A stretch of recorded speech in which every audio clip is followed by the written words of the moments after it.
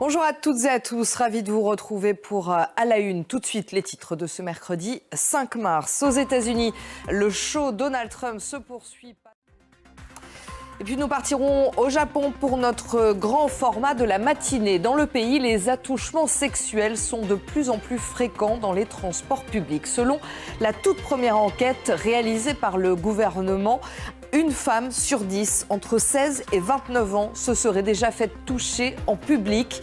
Des femmes qui n'osent pas réagir par peur d'être jugées par une société encore dominée par le patriarcat. Reportage à suivre, ce sera juste après le journal. 1h40 de discours pour finalement ne pas faire de grandes annonces. Donald Trump aura battu tout de même un record. Et on retrouve comme promis notre correspondant à Washington, Mathieu Mabin.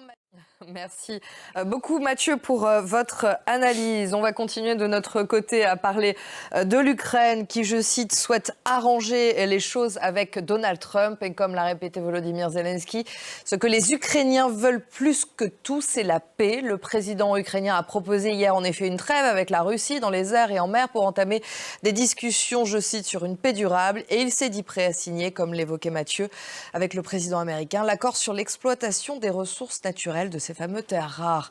David Gilbert. Et hier, le président Donald Trump a annoncé 10% supplémentaires de droits de douane sur tous les produits venus de Chine. Il s'ajoute aux 10% annoncés le mois dernier. Les entreprises chinoises s'adaptent à cette nouvelle étape de la guerre commerciale entre les deux grandes puissances. C'est un reportage de nos correspondants Yenali, Yarbenden Hartog et Jasmine Ling.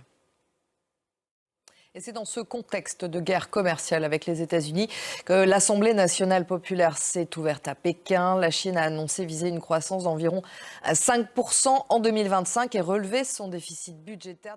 Les pays de la Ligue arabe ont validé le plan pour la reconstruction de la bande de Gaza, montant 53 milliards de dollars sur 5 ans.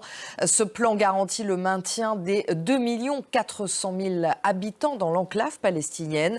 Le projet prévoit également la mise à l'écart du Hamas et le retour de l'autorité palestinienne à Gaza. Une proposition pour contrecarrer celle de Donald Trump. Je vous le rappelle que le président américain souhaite non seulement faire de la bande de Gaza la Riviera du Moyen-Orient, mais aussi déplacer les Gazaouis vers d'autres pays. Cette proposition devrait se heurter au refus d'Israël. David Gilbert. Au Brésil, dans la célèbre avenue du défilé du carnaval de Rio, il y a les danseuses ou les muses et parfois ces femmes participent en tant que musiciennes. Mais très rarement, elles occupent les postes les plus importants. Devant la batterie, par exemple, ceux qui chantent sont toujours des groupes d'hommes et à la tête des opérations, il y a presque toujours des hommes. L'équité est encore loin d'être respectée, mais les choses commencent à bouger. C'est un reportage de Fanny Lothaire et Louise Rollet. Et on fait un point sur le titre qui domine l'actualité de ce mercredi. Aux États-Unis, le show Donald Trump se poursuit.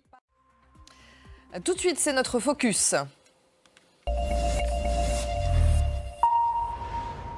Et nous partons au Japon pour notre grand format de la matinée. Dans le pays, les attouchements sexuels sont de plus en plus fréquents dans les transports publics. Selon la toute première enquête réalisée par le gouvernement, une femme sur 10 entre 16 et 29 ans se serait déjà fait toucher en public. Des femmes qui n'osent pas réagir par peur d'être jugées par une société encore dominée par le patriarcat.